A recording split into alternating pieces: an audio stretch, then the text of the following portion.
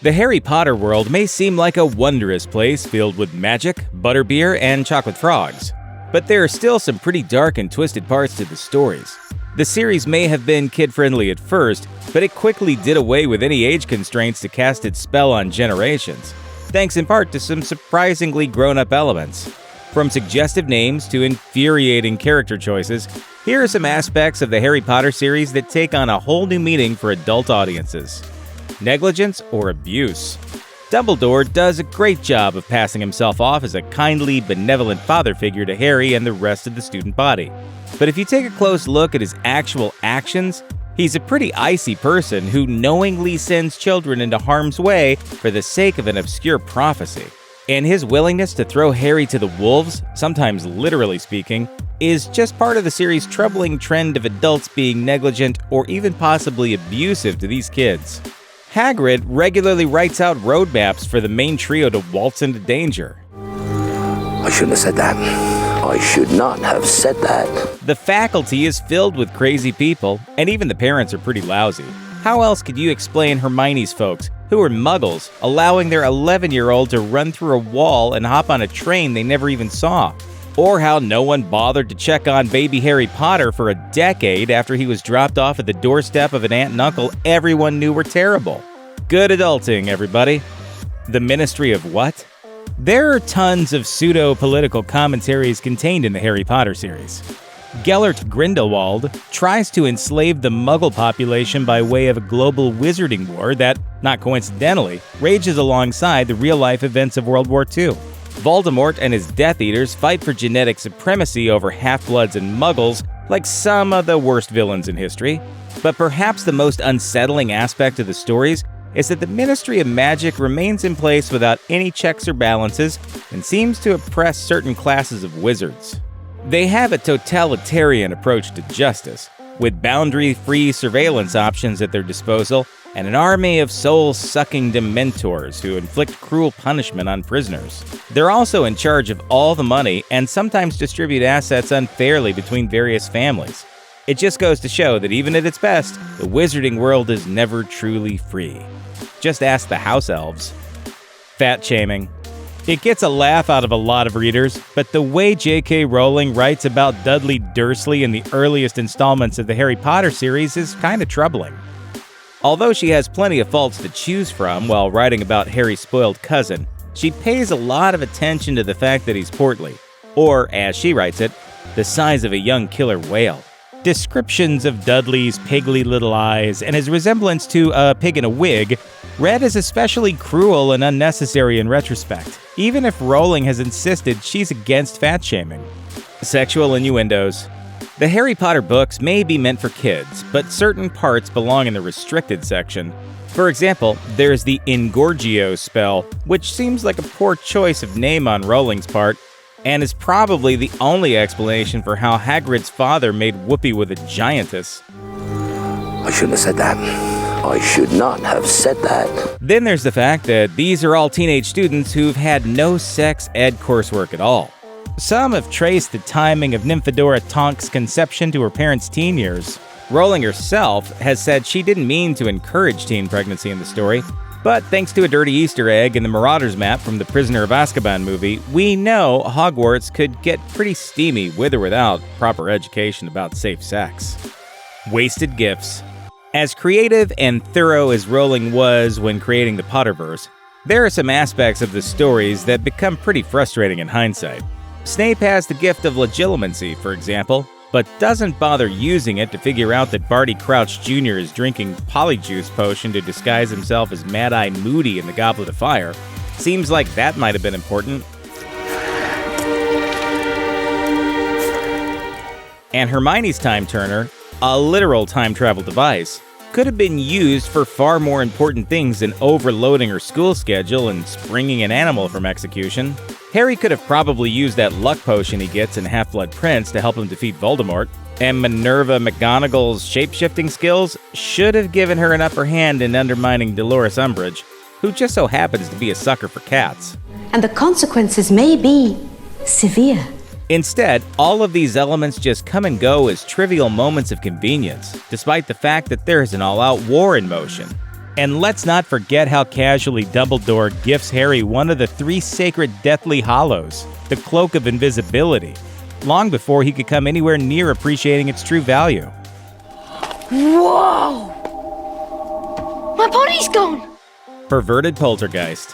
Harry Potter fans might be inclined to feel sorry for Moaning Myrtle, since she's obviously a sensitive person who didn't deserve to die at such a young age.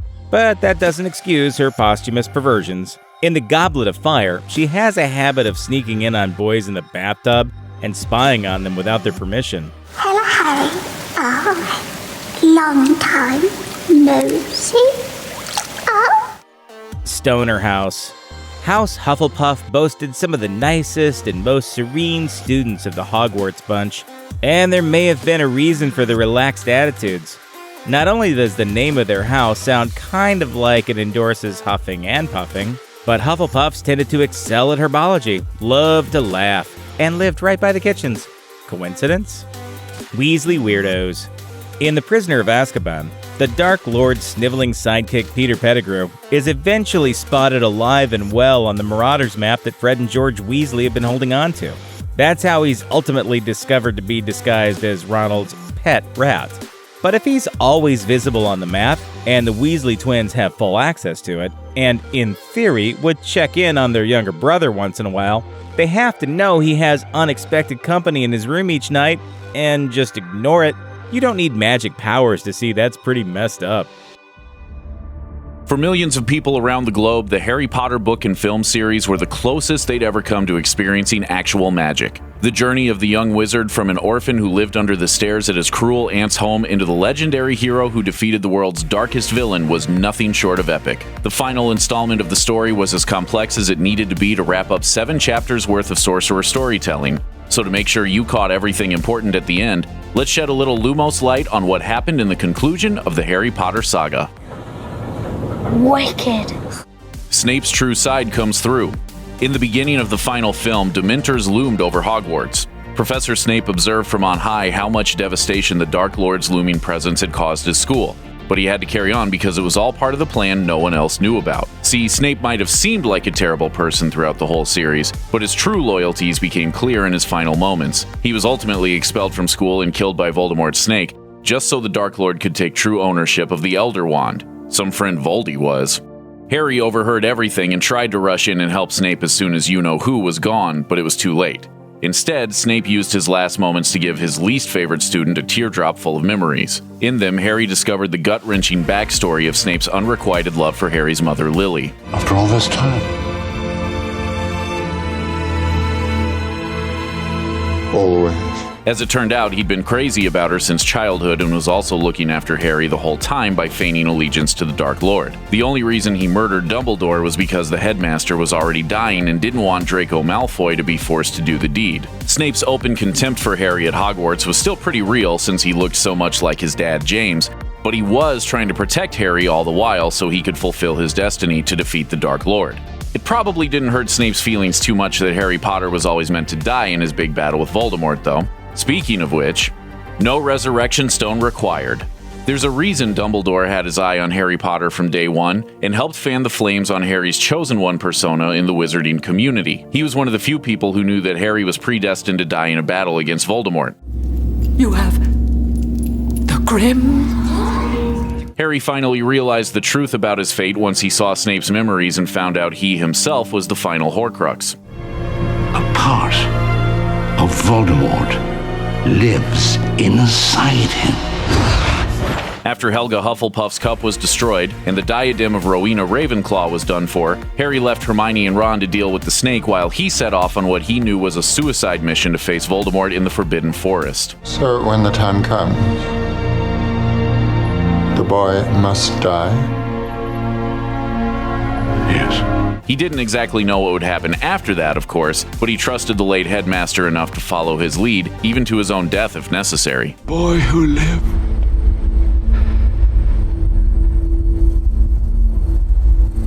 Come to die.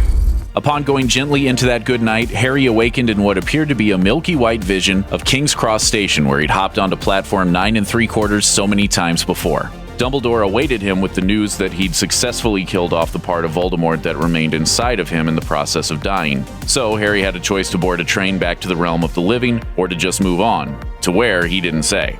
Harry, knowing his battle wasn't done, opted for the former. He left behind the scaly, tiny version of Voldemort that had infected his mind for so long, and used his perceived death to gain an advantage. Hagrid carried him back to the school just as an unknowing Voldemort started bragging about his conquest to garner new recruits, and got an unexpected surprise.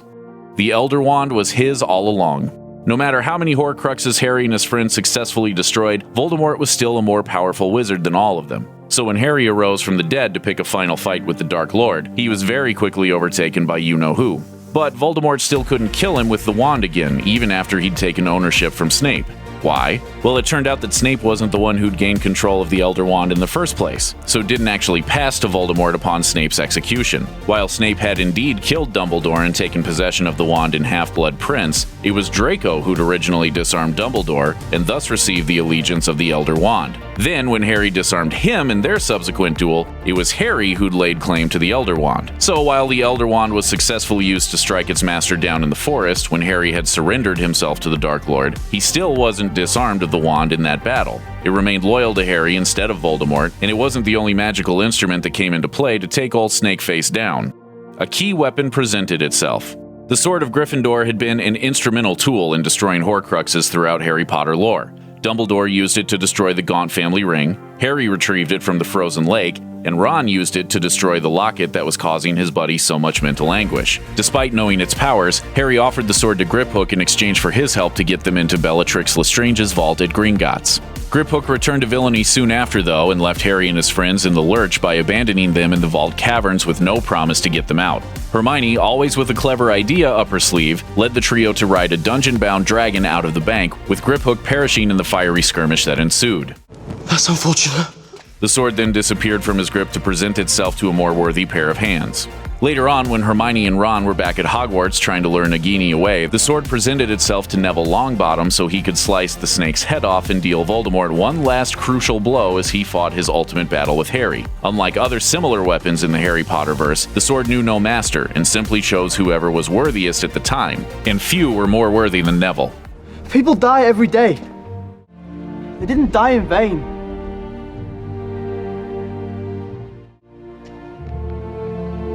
But you will. After that, the Elder Wand returned to Harry and left Voldemort falling to pieces. Literally. The Deathly Hallows come together at last.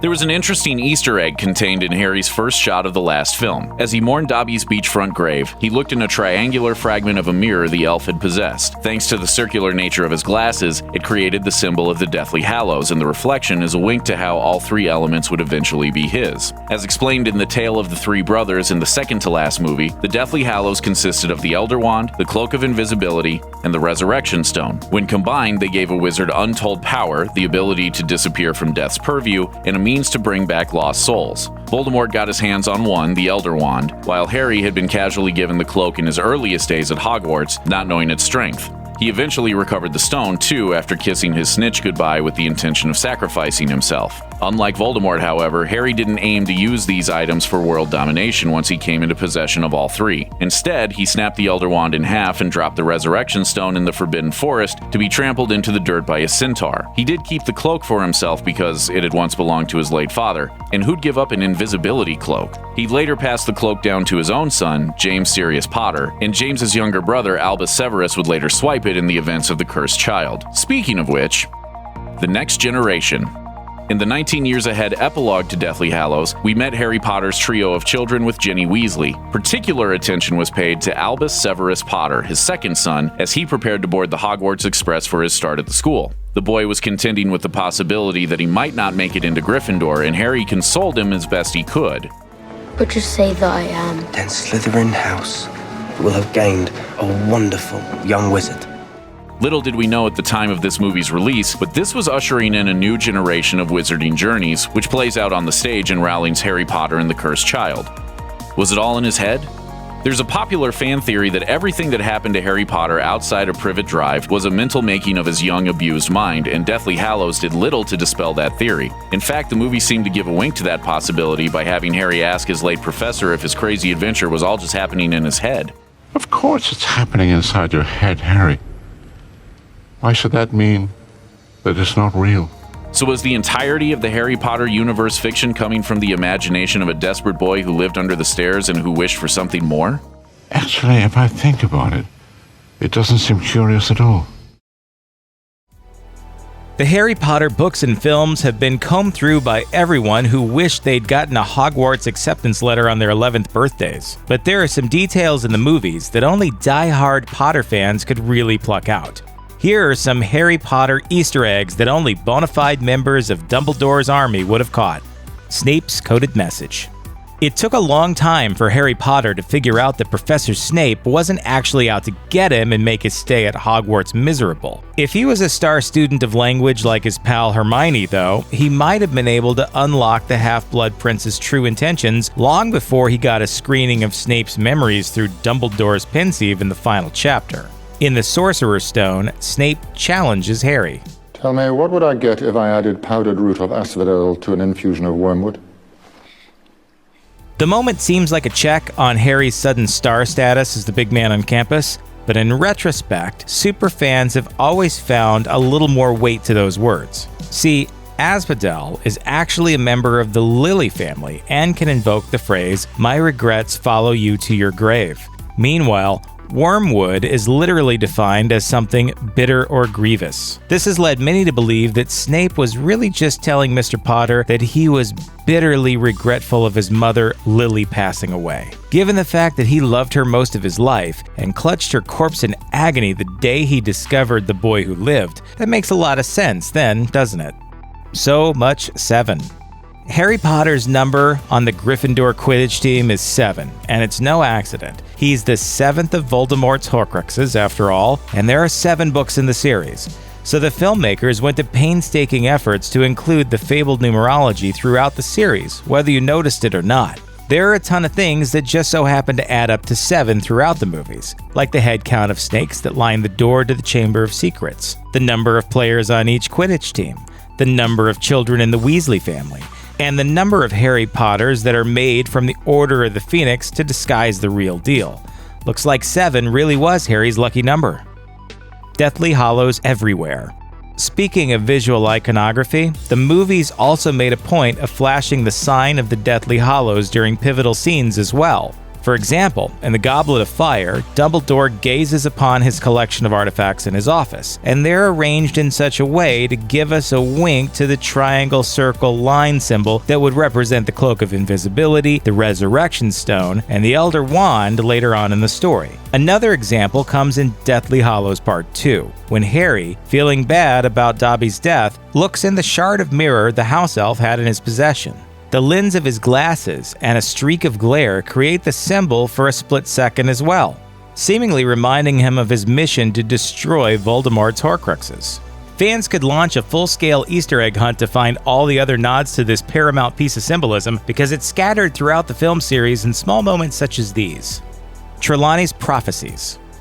Hermione Granger didn't care much for divination, but Professor Trelawney's prophecies did turn out to be astonishingly accurate, even when she seemed her kookiest. The one that most people point to as prescient in retrospect is from the books. At one point, she declined a dinner invitation in Prisoner of Azkaban because 12 people were already seated and 13 is unlucky. The theory was that the first person to rise from a table of 13 would be the first to die. And as fate would have it, Sirius Black stood first from a table of such number in Harry Potter and the Order of the Phoenix. And yes, he died first.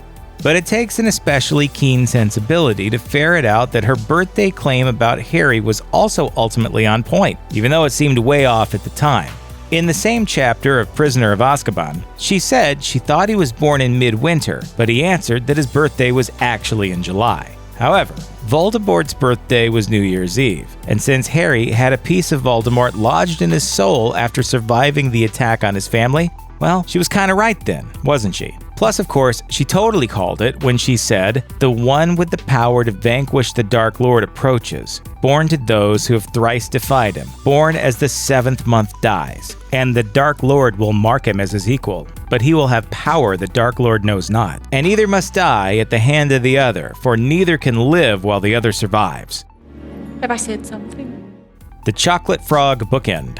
There is a small wink to Harry's first journey on the Hogwarts Express contained in the very last scene of Deathly Hallows Part 2. During Harry's first ride, when he initially befriended Ron Weasley, he used his new pocket full of Gringotts galleons to buy the lot of treats on the trolley. It didn't take long for he and Ron to stuff their faces with all the bewitched goodies they could stomach. One of the chocolate frogs, however, got away and hopped through the window, which wasn't so much of a problem for Ron since he was more interested in collecting the character cards that came with him anyway. In the final film, as Harry and Ginny's children board the same train with Ron and Hermione's kids, the chocolate frog returns to the window as a nod to the start of a new story. This time, with boy wizard Albus Severus Potter unknowingly beginning his journey as the cursed child.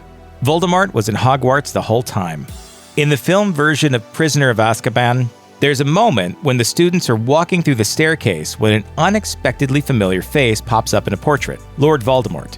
It's a blurred and fairly quick pass-by situation, but that's gotta be him, a Nosferatu-like bald wizard in flowing black capes reaching out to the students that pass by him in his menacing way. If it seems odd that Voldemort's portrait would be included in the halls of Hogwarts, that's because it is odd. Not only was he dubbed He Who Shall Not Be Named by everyone and kept far, far away from the mainstream wizarding community, but Ralph Fiennes hadn't yet arrived as the character. It'd be a whole nother installment, The Goblet of Fire, before he'd show up. Foreshadowing much? Dial 62442 for magic. In the Order of the Phoenix, Harry is called to the Ministry of Magic to have a disciplinary hearing before the Wizigamot after producing his Patronus to save himself and his cousin Dudley from a Dementor while in the Muggle realm. Mr. Weasley accompanies Harry to the hearing and takes Harry into a telephone box to get access to the Ministry. In the book, he narrates the number he's dialing to get through as 62442. On a traditional telephone like that one, the letters would be arranged on the keypad as well, and those digits just so happen to spell magic. There's no chance that was a coincidence. Hedwig's theme. The score to the Harry Potter film series has become quite an earworm since the films were released, unmistakably belonging to the series forevermore. The introductory music has been titled Hedwig's Theme, but the character who actually played the music during the movie was Hagrid. In the first film, he plays the melody on his flute as Harry, Ron, and Hermione all rush up to him for critical information on their latest meanderings around the school grounds. Maybe it should have been called Hagrid's Theme instead. Aberforth's Bar. There's a scene in The Order of the Phoenix when Harry, Ron, and Hermione duck out of Hogwarts to formulate Dumbledore's army at Hogsmeade. When they hit up the Hogshead, a local bar, for some private planning, they find that there's just one other person there, a bartender lurking in the dark. And he's got a goat. Only J.K. Rowling's most faithful DA members would have recognized that this was an early glimpse of Albus Dumbledore's brother, Aberforth, who is obsessed with goats and owned a bar. That establishment would later come into play again in Deathly Hallows Part 2, when the trio tries to sneak back into Hogwarts during another troublesome headmaster switcheroo moment, this time with Aberforth arriving to lend a hand. Opening at the close. There's a lot that can be read into the Snitch's inscription that so famously read, "I open at the close." The most obvious interpretation is that when Harry kisses it in the Deathly Hallows, it opens itself up to present him with the Resurrection Stone so he can have a pep talk with his long-lost loved ones before sacrificing himself to Voldemort to fulfill his part of the prophecy. He got it in the first book when he started this journey, and it opened at the close. Simple enough, right? What should really get the eyebrows raising, though, is the fact that Rowling published the first book back in 1997, when the events of Deathly Hallows took place. So it's also a statement that symbolizes the entire franchise as a whole. It literally opens at the close. Is this all in Harry's head? One of the grimmest fan theories associated with the Harry Potter books and films is the idea that everything magical about Harry's life outside of 4 Privet Drive was just a cruel fiction of his overactive imagination. The idea behind this one is that Harry, who was a tortured orphan and was made to live in the closet under the stairs by his cruel aunt and uncle, created this fictional reality as a coping mechanism for his circumstances. And in the final installment, there's a momentary wink to that very possibility, and a possible acknowledgement that it might be right on the money after all. After Harry has died by Voldemort's wand and wakes up in a dreamy version of King's Cross Station, he meets with Dumbledore, who gives him the option to stay in the living realm or go into the beyond. Harry asks Dumbledore if this is in his head, and Dumbledore answers like so. Is this all real? Or is it just happening inside my head? Of course it's happening inside your head, Harry. Why should that mean that it's not real? To fans looking for confirmation of that theory, there's really only one possible response. And bloody hell! Not every Harry Potter star made it through all 8 movies. A few of them were switched out for a wide range of reasons, including death, run-ins with the law, and embarrassing scandals. Here are some of the major Harry Potter characters who were ultimately recast between films, and the stories of how those transfigurations came to be. Although there's still plenty of Potter fans who prefer Richard Harris's depiction of Dumbledore, the role was nonetheless recast ahead of Harry Potter and the Prisoner of Azkaban after the 2-time Oscar winner passed away in 2002 from Hodgkin's disease. Harris had expected that he might not be able to carry on in the role forever, which he first took to please his granddaughter. He told the press that, "I'll keep doing it as long as I enjoy it, my health holds out, and they still want me, but the chances of all 3 of those factors remaining constant are pretty slim." The part would eventually go to Michael Gambon, who starred in all 6 following films. But Gambon wasn't the only British star invited to don the heaping wig and decadent cloaks. Years after the fact, Sir Ian McKellen revealed that he too had a shot at becoming Albus Dumbledore, but turned it down. I couldn't. I couldn't take over the part from an actor who I'd known didn't approve of me. Harris had reportedly been unimpressed with McKellen's career, implying that he was a passionless actor. Despite all this, McKellen added that he sometimes saw himself on posters which featured Gambon as Dumbledore.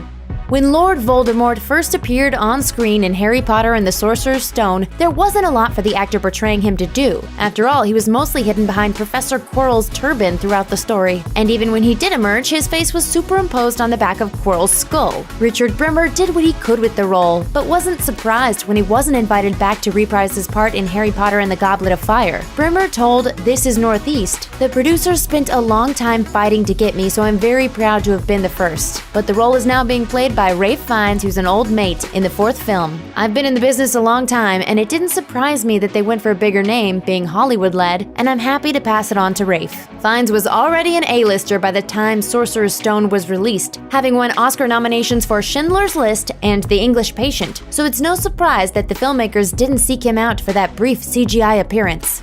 Jamie Waylett did an apt enough job as Draco Malfoy's pastry-loving henchman Vincent Crabbe. Like many of his contemporaries in the series, the young actor was completely new to the world of film when he suited up as the Slytherin sycophant, but was gradually given more and more screen time throughout his 6-film tenure. By the time Harry Potter and the Deathly Hallows arrived, however, Crabbe's other half, Gregory Goyle, was seen standing next to a new Malfoy lieutenant, Blaise Zabini. Crabbe was completely out of the picture, and while the role itself wasn't recast, the character was shuffled out of sight to make room for Zabini. This all stemmed from Waylett's off-camera run-ins with the law. Waylett was arrested in 2009 after he was caught growing marijuana plants in his mother's home. That incident alone was enough to lose him his prime position in the Potter world, and the troubles would only continue from there. The actor was later arrested again in 2012 for participating in a riot, and this time he faced jail. Waylett's co-star Jesse Cave would later publicly rise to his defense, but the damage was still done, and the actor hasn't worked on a film since.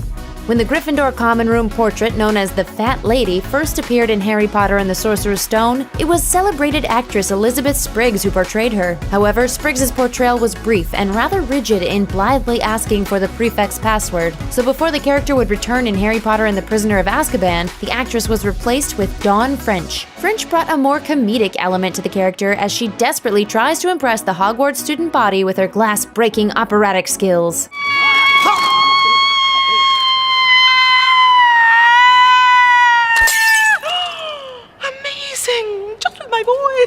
French earned the role after her Harry Potter spoof for charity caught the attention of director and producer Christopher Columbus. Columbus told the BBC, "I think she's incredibly funny, and her Harry Potter spoof for comic relief was pretty amazing."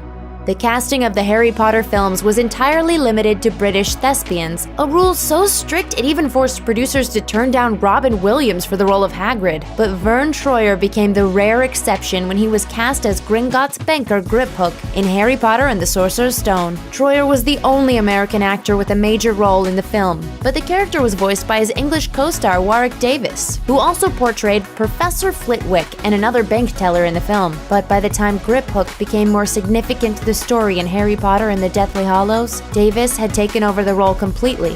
Griphook has so much more depth to him that I've ever been able to get into my work as Professor Flitwick. And so I went in and read for David Yates. Though it was never reported as the reason for Troyer's replacement, the actor had been caught up in a number of embarrassing scandals following the first film's release. Harry Potter fans have spent countless hours mulling over the books in the film franchise and have devised some pretty spellbinding theories about the world of witchcraft and wizardry, some of which have even impressed the author herself. Let's take a look at some of the most game-changing of them all. Muggles versus wizards. Why do wizards have to hide their powers from muggles? And if they are so powerful, why aren't they in charge of the world? If history has taught us anything, it's that usually those with superior firepower and knowledge win in any matchup. However, one Redditor had a different idea, and it gives an interesting alternate explanation. Wizards and Muggles fought a war sometime in the Middle Ages, and the Muggles won. In Goblet of Fire, it is revealed that the Ministry of Magic has to talk to the British Prime Minister about bringing a dragon into the country. This implies that the Minister of Magic reports to the British Prime Minister and may require his approval for matters of this nature. Additionally, wizards of today appear to be much less powerful when compared to ancient wizards like Merlin, the Peverils, and the founders of Hogwarts. Perhaps the Muggles were more successful with their trials and inquisitions than we were originally led to believe. The real Rita Skeeter. There were a lot of colorful characters to come and go in the Harry Potter series, but none felt quite as familiar as Rita Skeeter, the intrepid journalist who would stop at nothing to get her scoop for the Daily Prophet. While her ethics were often questionable, there was something about her prose that made many fans wonder whether J.K. Rowling might have designed the character to be reminiscent of herself. After all, Rowling is also a writer who also made a detailed accounting of the non-Muggle world that feels very, very real to some readers. At least one theorist has taken it a step further and suggested that Rowling actually is Rita Skeeter in real life. Spilling all of these well-documented details about the wizarding world to us no-Madge types as a means of getting revenge against those who shunned her from the other side. Scratch that last. The secret of Horcruxes. One process that never gets fully explained in the Harry Potter series is how Horcruxes are made. Lord Voldemort was able to make himself a bounty of these little life preservers at some point in his younger years, but he seemed to be the only one who ever had any backup souls to spare and seemed to be unable or unwilling to create any more once our hero started destroying them. So it must have been difficult. But this is very dark stuff, very dark indeed. J.K. Rowling herself has been vague about how they're made, though she did once say that attempts would probably be deadly for most wizards because it's as complicated as splitting an atom. According to the Harry Potter World UK on Twitter, Rowling revealed the process to her editor, who allegedly felt like vomiting after. This led one Redditor to surmise that cannibalism may be involved. Both cannibalism and the creation of Horcruxes involve stealing a life force for the absorption of another.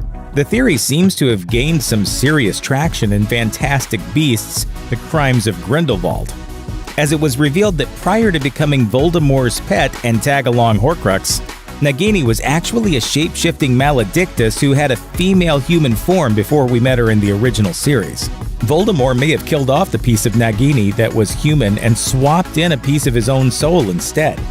In defense of the Dursleys. When Voldemort tried to kill infant Harry, a small piece of Tom Riddle's soul latched onto Harry's brain and cozied up in there for the next 17 years.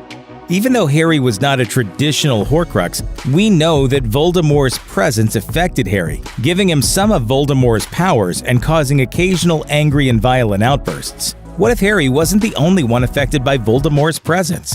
Voldemort's Horcruxes were capable of dramatically changing the personality of someone exposed to one for extended periods. Harry and Hermione were frequently snappish and angry while carrying the locket, and normally happy-go-lucky Ron turned into a raging, jealous mess who abandoned his friends.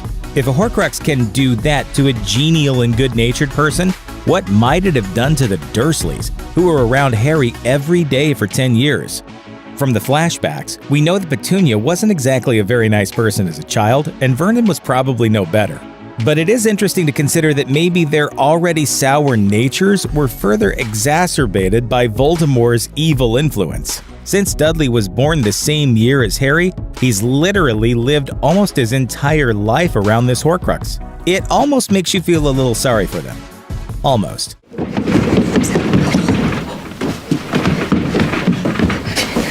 Wake up, cousin! We're going to the zoo! Neville's clumsiness.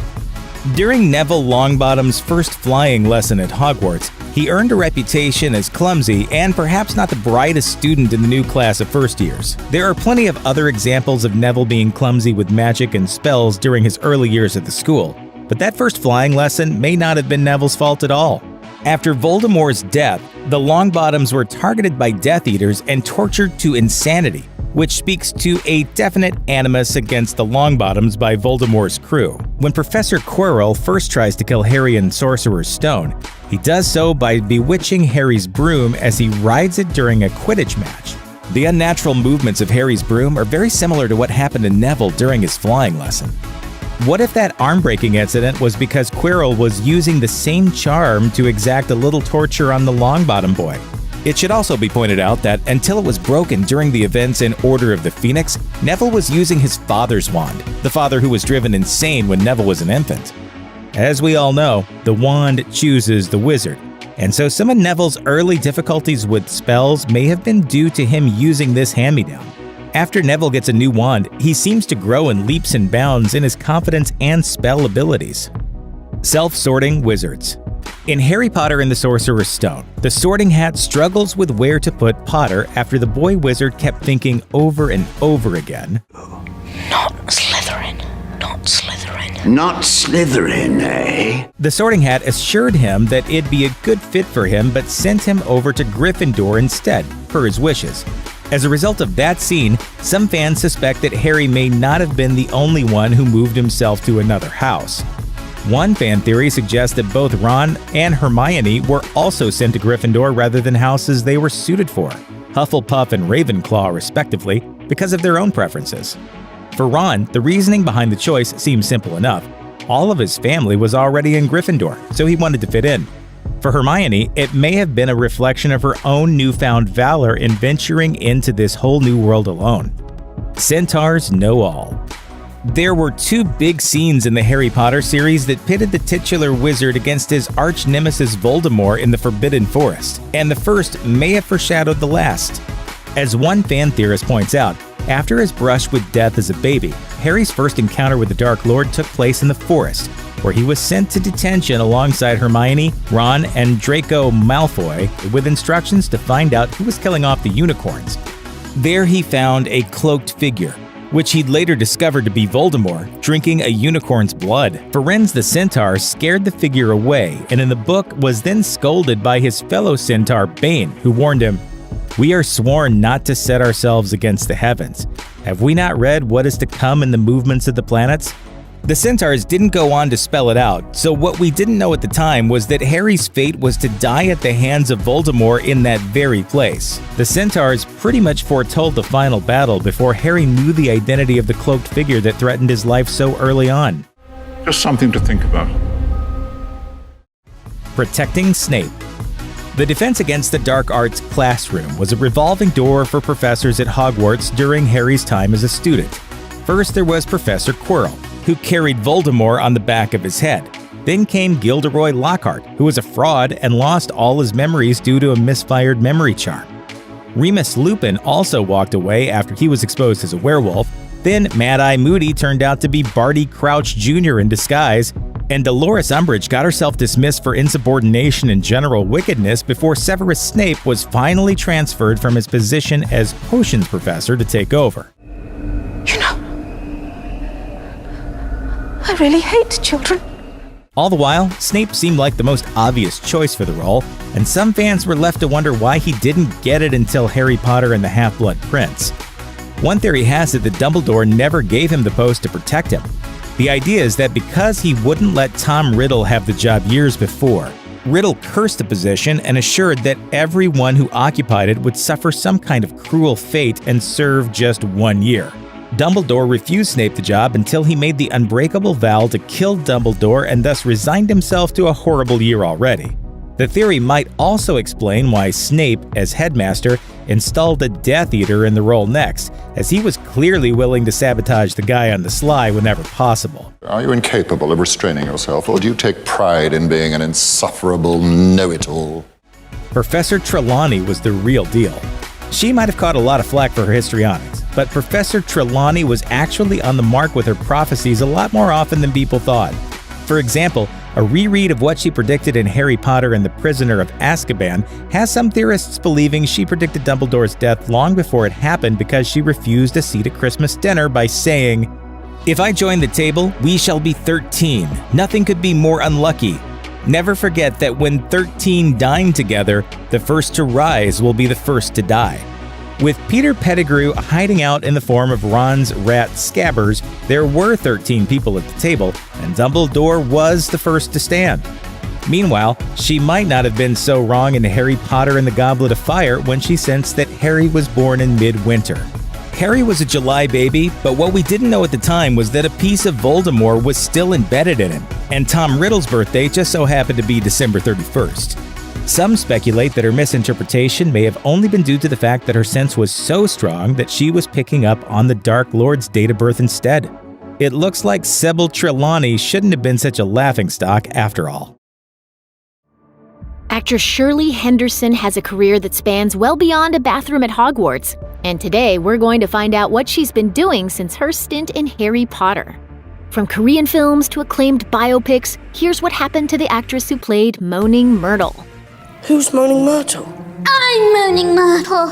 When you rewatch the 8 epic Harry Potter films, it probably seems like every single actor in the United Kingdom was in the cast, including Shirley Henderson. She officially joined the series in its second outing, 2002's Harry Potter and the Chamber of Secrets, as the ghost known as Moaning Myrtle. Despite having roles in previous box office hits like the romantic comedy Bridget Jones' Diary and director Danny Boyle's breakthrough film Trainspotting, Chamber of Secrets is the movie that really put Henderson on the map. And in the toilet. Moaning Myrtle, who died at Hogwarts years before Harry started school, still haunts the bathroom where she died, exacting revenge on school bullies whenever she can find time to take a break from sobbing. Despite her difficult nature, she actually proves useful during her interactions with Harry. In Chamber of Secrets, Harry eventually discovers that the mythical monster of Slytherin House is living in a hidden chamber directly beneath Myrtle's bathroom, and in Harry Potter and the Goblet of Fire, she assists Harry as he tries to decipher one of his tasks for the Tri-Wizard Tournament, even though she does so while spying on the 14-year-old while he takes a bath. Hello, Harry. Long time no see.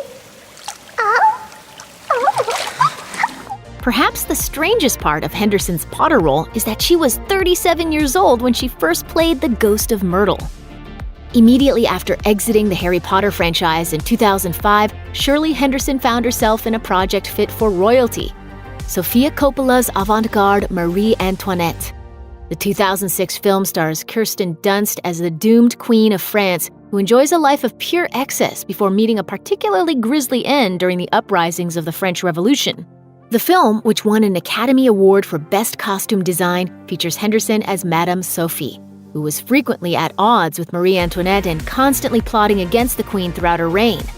Madame Sophie might not have been a leading role, but it was an important one, proving that Henderson was the perfect utility player in everything from period pieces to blockbusters. After working on many successful theatrical releases, Henderson joined the streaming revolution and took a pivotal role in Netflix's Okja. The film is about a young girl and a super pig whose DNA has been modified to make it a completely unique animal and, unfortunately, a new food source. The talented cast has huge stars including Tilda Swinton, Jake Gyllenhaal, and Paul Dano. And of course, there's Shirley Henderson in a literal supporting role as the assistant to Swinton's flighty CEO, Lucy Mirando.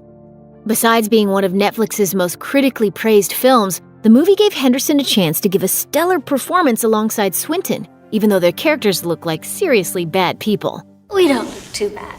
We don't! Shirley Henderson continued her strong run in prestigious projects with 2018's Stan and Ollie, which stars Oscar nominee John C. Reilly as Oliver Hardy and Steve Coogan as Stan Laurel. The film tells the story of the famed comedic duo as they struggle through personal and professional problems near the end of their careers. The roles of Laurel and Hardy's wives required two talented actresses who wouldn't be diminished to simple background players. Stan and Ollie found that in Henderson, who plays Lucille Hardy, and Nina Arianda, a Broadway star who plays Ida Laurel. The two actresses brilliantly stand out in the film, which isn't easy next to iconic characters like Laurel and Hardy. Such a wonderful reception, isn't it, Ida? It's okay. 2 double acts for the price of 1. Clearly, Shirley Henderson spent years making a name for herself in big international projects, but she always found time to return home and work in highly regarded British television dramas.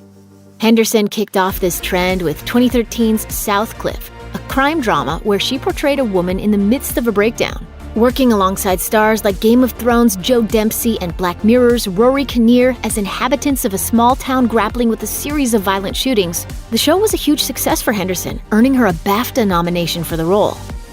Continuing her pattern of choosing intense characters, Henderson took on a supporting role in Happy Valley as an unbalanced woman with a lot of secrets and, apparently, not a single umbrella. In an extremely unexpected reunion, Henderson appeared in Agatha Christie's The ABC Murders with none other than Rupert Grint, her old bathroom buddy from Harry Potter and the Chamber of Secrets. But even after all these years, she still can't quite get her mind out of the toilet.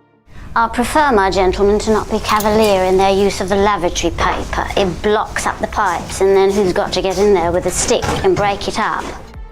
Plenty of actors jump at the chance to return to the films that first brought them attention, and Shirley Henderson is no exception. Back in 1996, Henderson had some very memorable scenes in the original Trainspotting, and in 2016, she got the chance to reunite with all of the main cast members for a sequel. Henderson reprised her role as Gail, who married her boyfriend Spud and had a child with him. However, when Spud's addiction problems take hold, Gail and her son leave him to figure out his own recovery. Renton, played by Ewan McGregor, tries to help Spud channel his addictive nature into a more positive direction with some mixed results. Eventually, Spud gets his act together and helps financially support Gail, but it's with stolen money. As the film ends, it seems like the two might be heading toward a lasting reunion. Although most of Henderson's scenes are with Spud, we can't help but think that the actress formerly known as Moaning Myrtle might have a few more dirty secrets in common with Ewan McGregor. Throughout all 8 of the Harry Potter films, viewers wondered when Ron Weasley, the affable jokester played by Rupert Grint, and Hermione Granger, the super smart bookworm played by Emma Watson, would finally get together. The question was ultimately answered in the franchise's final installment, Harry Potter and the Deathly Hallows Part 2. While their momentous kissing scene changed from page to screen, it wasn't any less impactful in the moment, but Grint and Watson felt differently about the on-set experience. Both actors have opened up about just how weird it was to shoot this pivotal moment, and they're frequently joined by Harry Potter himself, played by Daniel Radcliffe, who also shared a kiss scene with Watson in the films. Considering that Grint, Watson, and Radcliffe grew up together after joining the blockbuster franchise while they were still incredibly young, it makes sense that Grint would feel pretty uncomfortable about kissing one of his closest friends at the time. Much like Ron Weasley, Grint isn't one to mince words about the entire experience. During a 2016 interview with People, Grint opened up about just how weird it was for him to kiss Watson. He said, "I never look back at that scene. I've known Emma since she was literally 9 years old, and we had this very brother-sister relationship. And it just felt very surreal. I have a memory of her face getting closer and closer, like, oh my god. I can't really remember anything apart from that." But Grint wasn't alone in dreading Ron and Hermione's huge climactic kiss.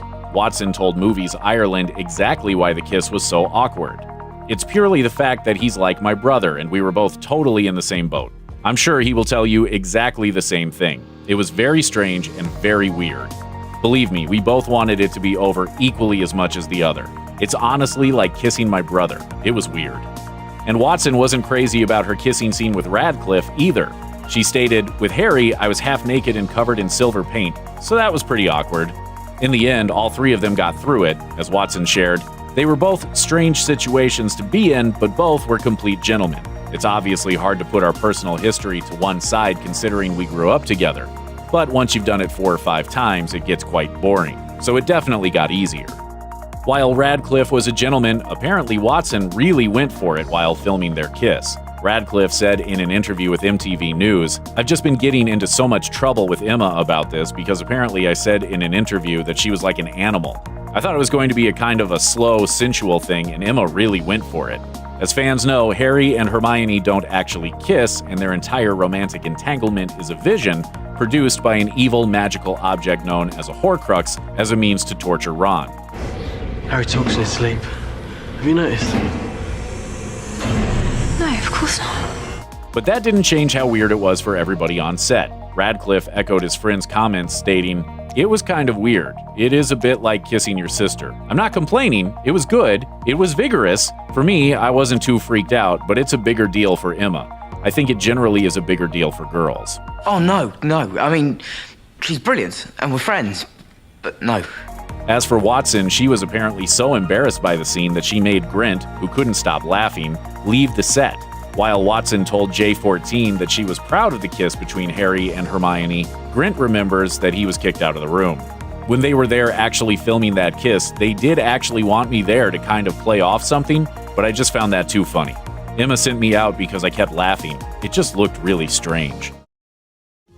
When rereading the Harry Potter books or watching the movies, it's hard not to stumble upon little inconsistencies here and there. From limited career options to the logistics of Polyjuice Potion, these are just a few Harry Potter details that don't make sense.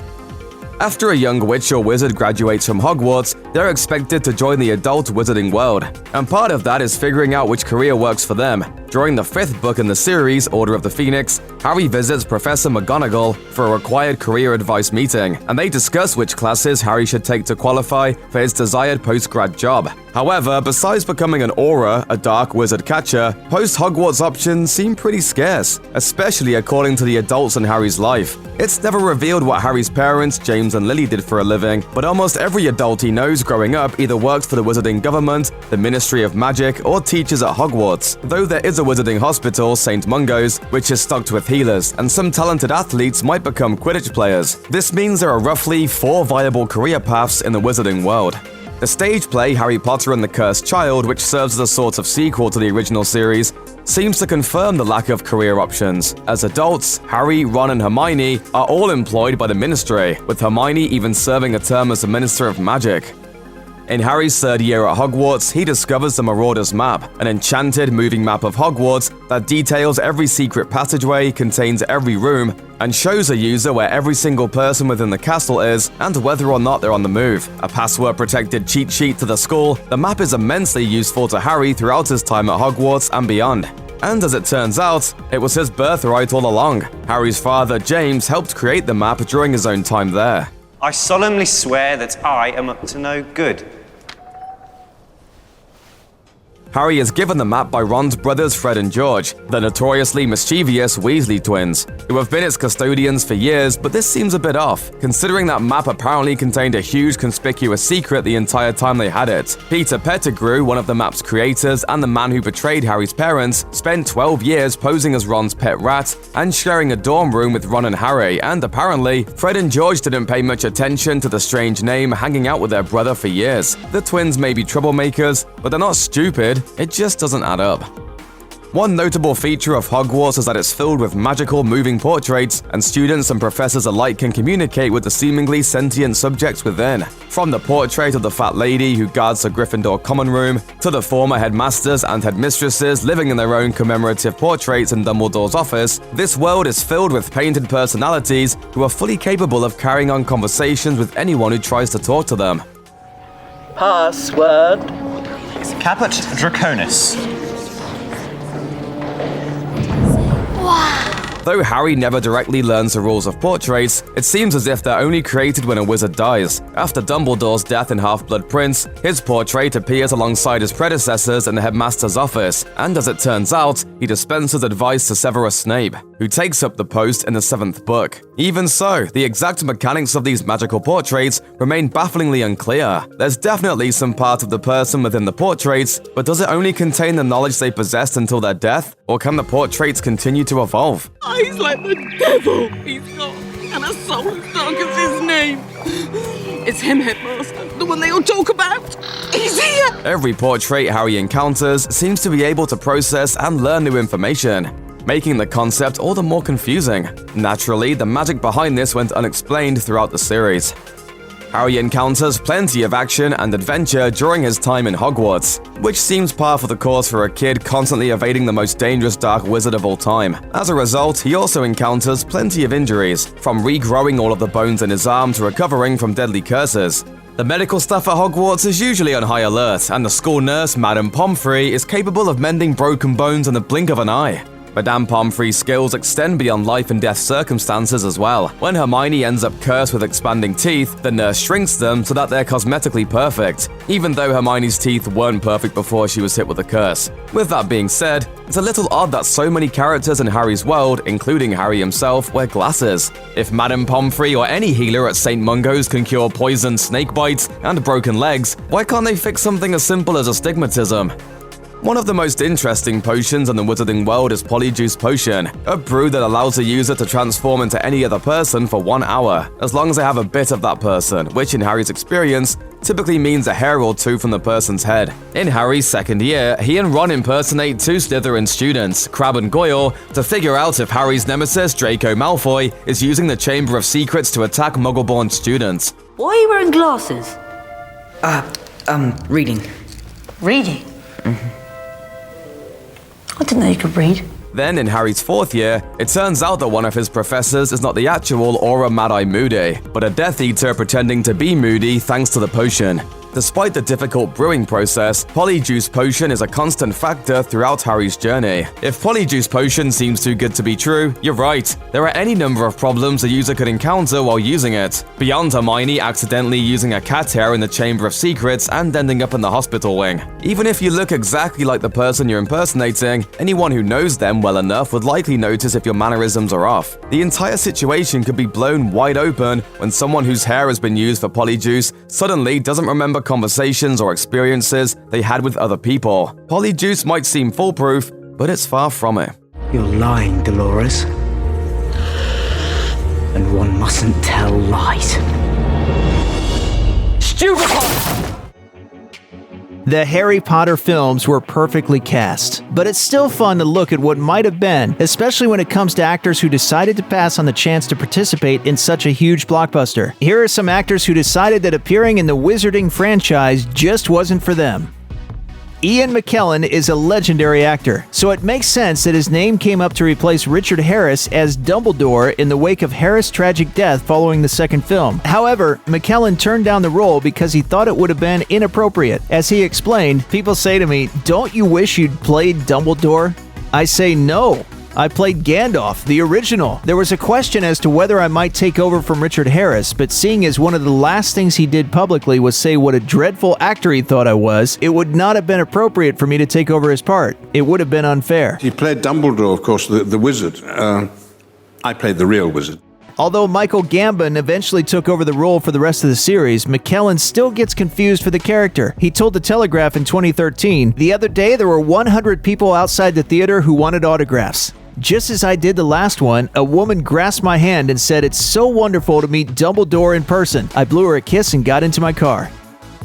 Tilda Swinton was set to take on the part of baddie Professor Sybil Trelawney, but she ended up turning down the role. At the time, it was reported that she couldn't fit the film into her busy schedule. However, some comments she's made since then imply that she may have actually had a much weirder reason. In a 2016 interview with Scott's Magazine, Swinton condemned boarding schools, Hogwarts included. She called her own experience at Westheath Boarding School in London a, quote, "very lonely and isolating environment." She further explained, "That's why I dislike films like Harry Potter, which tend to romanticize such places. I think they are a very cruel setting in which to grow up, and I don't feel children benefit from that type of education. Children need their parents and the love parents can provide." Emma Thompson ended up with the part, and Swinton avoided having to relive any bad memories.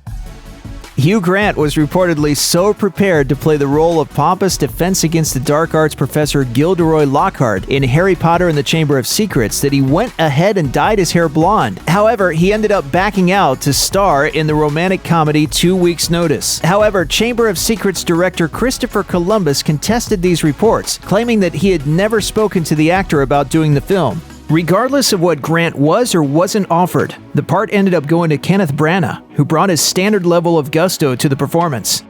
Pulp Fiction actor Tim Roth was forced to decide between Tim Burton's 2001 Planet of the Apes remake and the part of Severus Snape in Harry Potter. According to Roth, he was offered the role before Alan Rickman was, but he decided to turn it down so that he could focus on apes. As he told MTV News in 2007, "I was going to do both films. We rigged it so that I could fly back and forth. They figured out the schedule, but it just got to be overwhelming in my mind. My kids really liked the books. They were really into me doing it, but the idea of being an ape with Tim was too good." While Rickman was ultimately incredible in the role, Roth might have been closer to how the books originally described Snape. Rickman was old for the part at 55 when the first film was released, while Roth was only 38. Based on the books, Snape should have been 31 when Harry started at Hogwarts. According to Roth, he would have played Snape very differently, but he ultimately believed Rickman was the right man for the role.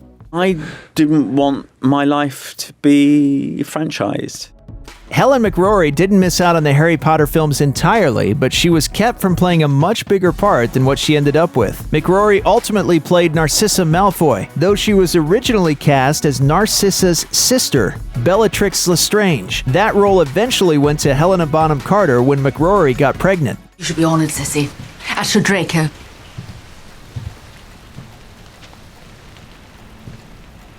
He's just a boy.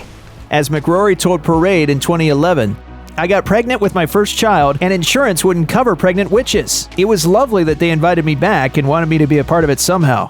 This begs the question, what are the maternity leave policies at Hogwarts and the rest of the wizarding world? Fans started pushing for author J.K. Rowling to appear in the Harry Potter films as soon as they were announced, but the writer says she's better off behind the camera. Rowling told the Sunday Mail that producers offered her the chance to play Harry's mom, Lily, but she ultimately turned them down. As she put it, "I really am not cut out to be an actress, even one who just has to stand and wave. I would have messed it up somehow." While Geraldine Somerville did a great job as Lily, we're sure fans would have loved Rowling in the part too. Even if she did mess it up, it would have been a thrill to see a beloved author do a cameo. One of the most wicked teachers in the history of Hogwarts, Dolores Umbridge is a fascinating villain, and the woman who played her, Imelda Staunton, is a versatile and talented performer. But what happened to the actress after leaving the franchise? Here's what Staunton has been up to since Harry Potter. Imelda Staunton didn't join the Harry Potter films until the 5th installment, The Order of the Phoenix, but she was the perfect choice to play the multi-layered character of Dolores Umbridge. As the new Defense Against the Dark Arts instructor, the saccharine, pink-clad professor is only there to dissuade students from actually learning. This forces Harry and his friends to create an illegal study group so they can teach themselves defensive spells. If that wasn't bad enough, Umbridge also tortures her students, and in one scene, she even gets a little slap-happy with Harry.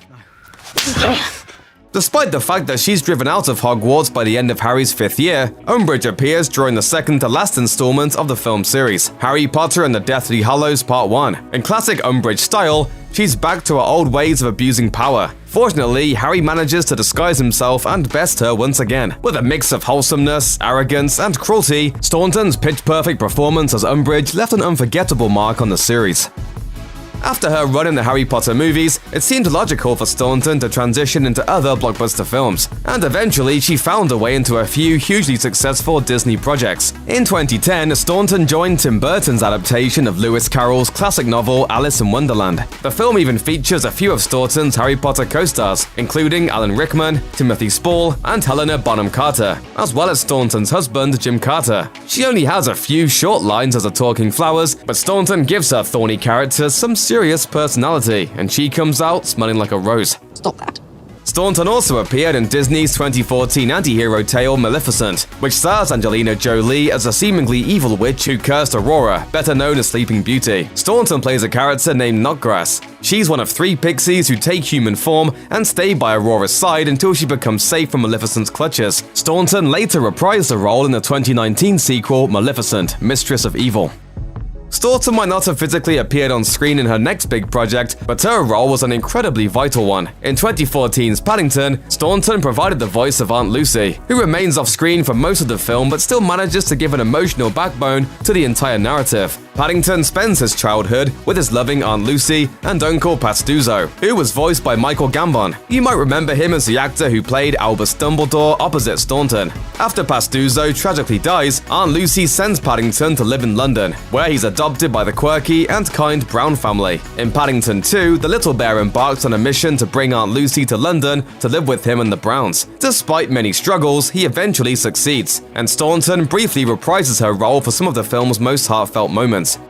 The same year that Staunton made her first appearance in the Paddington series, she took on an emotionally charged and resonant project called Pride. The film, based on a true story, is about a faction of London's LGBTQ+ community that bands together to support miners during the 1984 British miners' strike. Though the two groups seem to have very little in common, the LGBTQ+ community raises money for the miners, creating a campaign known as Lesbians and Gays Support the Miners. Staunton played real-life activist Hafina Hedon, who was part of the women's support group and strike committee. Throughout the film, there's no denying that Staunton gave a truly powerful performance. You better shut her mouth or I'm gonna do it permanently. Staunton earned a BAFTA nomination for Best Supporting Actress, and the film itself got a nod at the Golden Globes for Best Motion Picture in the Comedy or Musical category. Plus, Pride featured Staunton acting alongside yet another Harry Potter veteran, Bill Nighy, who appeared in The Deathly Hallows Part 1. After years on the big screen, Staunton took on some television roles, but true to form for the talented actress, she wisely chose high-profile projects that brought her even more acclaim. In 2007 and 2009, Staunton appeared in Cranford and its sequel, Return to Cranford, the story of a small town where widows and unmarried women lead happy, fulfilled lives within their community. Cranford featured Staunton as Octavia Pole, one of the more gossipy residents of the town. She was joined on the show by her husband, Jim Carter, and once again, her old Harry Potter cohort, Michael Gambon. The year 2012 brought Staunton even more critical success with HBO's original film The Girl, which told the dark, lurid story of Alfred Hitchcock and his enduring obsession with the leading lady of the birds, Tippi Hedren. Staunton played Alma Reville, Hitchcock's long-suffering wife and screenwriting partner. Her performance earned her nominations for another BAFTA and a Primetime Emmy Award. After the success of the original series, it seemed inevitable that Downton Abbey would get its own movie. And in 2019, the long-rumored film finally hit theaters. It focuses on a visit from King George V to the Crawley estate. Imelda Staunton's husband, Jim Carter, reprises his role as Carson, while she plays Maud, one of Queen Mary's ladies-in-waiting. The movie premiered to positive reviews, and it also allowed Staunton to reunite with her Potter co-star Maggie Smith, who played Professor McGonagall. Are we going to kiss? I'm glad you want to kiss me. It wasn't quite what you said when I last heard from you. Something you'd like to say, dear? Oh, there are several things I would like to say.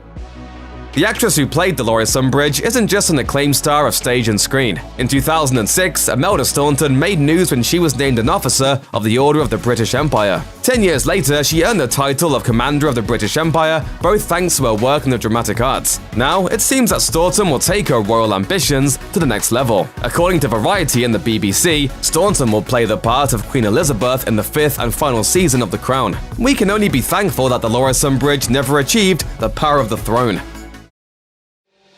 Whatever happened to Madam Hooch, Ron Weasley's brother Charlie? Here's a look at some of the many Harry Potter storylines that just completely disappeared from the films. Madam Hooch appears in Harry Potter and the Sorcerer's Stone in a small but significant moment for the boy who lived. Played by Zoe Wanamaker, Hogwarts' resident Quidditch coach teaches flying lessons to the first-year students. Professor McGonagall observes Harry's natural prowess in the air and gives him a position as Seeker for Gryffindor's Quidditch team. Madam Hooch can be seen refereeing Harry's first match against Slytherin, where he almost swallows the golden snitch. And then that's the last we ever see of her, even though the character continues throughout the books. Why? Well, actor Zoe Wanamaker only signed on for one film, which is likely why Madam Hooch disappears from the story after Sorcerer's Stone. Another character to only feature in one film in the Harry Potter series is Gilderoy Lockhart. Harry's second defense against the dark arts professor is arguably his most inept.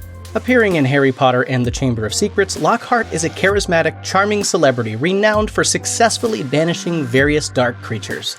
But he's all style and no substance. His lessons at Hogwarts expose him as a fraud, and he admits at the end of the film that he's taken credit for other people's work throughout his career. Chamber of Secrets culminates with a memory charm backfiring on Lockhart, thanks to Ron's broken wand.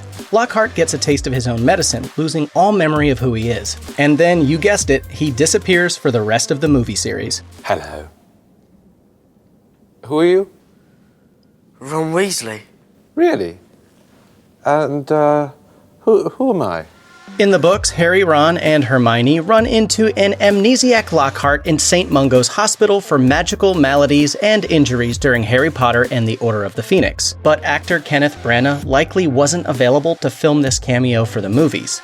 Sorcerer's Stone and Chamber of Secrets includes several scenes showing Harry's school lessons. From Prisoner of Azkaban onwards, however, Harry's classes take more of a backseat in favor of the growing drama at Hogwarts and beyond. The boy wizard's lessons tend to appear only when something significant happens. Harry's flight on Buckbeak in Prisoner of Azkaban, Moody explaining the unforgivable curses in Goblet of Fire, etc. The books have more space to explore Harry's journey, but in the films, Harry uses several spells seemingly out of the blue with no prior classroom practice.